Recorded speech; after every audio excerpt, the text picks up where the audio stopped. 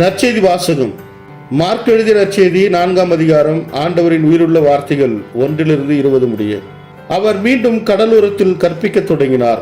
மாபெரும் மக்கள் கூட்டம் அவரிடம் ஒன்று கூடி வர அவர் கடலில் நின்ற ஒரு படகில் ஏறி அமர்ந்தார். திரண்டிருந்த மக்கள் அனைவரும் கடற்கரையில் இருந்தனர். அவர் உவமைகள் வாயிலாக பலவற்றை அவர்களுக்கு கற்பித்தார்.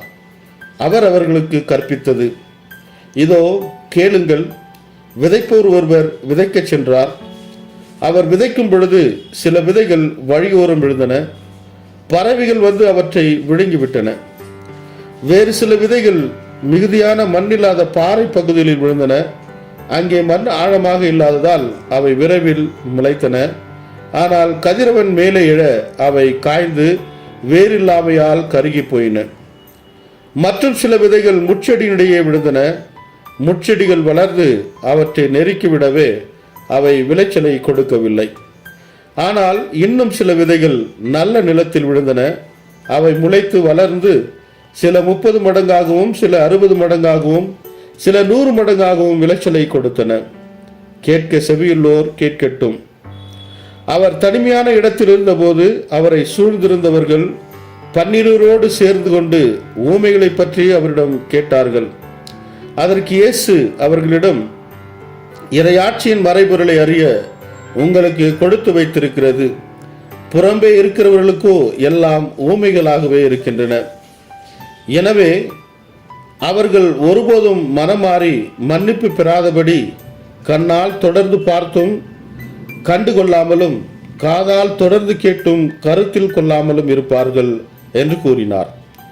மேலும் அவர் அவர்களை நோக்கி, இந்த ஊமை உங்களுக்கு புரியவில்லையா? பின்பு எப்படி மற்ற ஊமைகள் எல்லாம் நீங்கள் புரிந்து கொள்வீர்கள்? விதைப்பவர் இறை வார்த்தையை விதைக்கிறார். வழியோரம் விழுந்த விதைகளுக்கு ஒப்பானவர்கள் வார்த்தையை கேட்பார்கள். ஆனால் அதை கேட்டவுடன் சாத்தான் வந்து அவர்களுக்குள் விதைக்கப்பட்ட விதையை எடுத்து விடுகிறான். பாறை பகுதியில் விதைக்கப்பட்ட விதைகளுக்கு ஒப்பானவர்கள் இறை வார்த்தையை கேட்டவுடன் அதை மகிழ்ச்சியோடு ஏற்றுக்கொள்வார்கள். ஆனால் அவர்கள் வேறற்றவர்கள், சிறிது காலமே நிலைத்திருப்பார்கள்.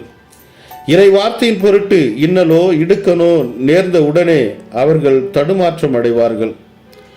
முட்செடிகளுக்கு இடையே விதைக்கப்பட்ட விதைகளுக்கு ஒப்பானவர்கள் இறை வார்த்தையை கேட்டும் உலக கவலையும் செல்வ மாயையும் ஏனைய தீய ஆசைகளும் உட்புகுந்து அவ்வார்த்தையை நொறுக்கி விடுவதால் பயனளிக்க மாட்டார்கள்.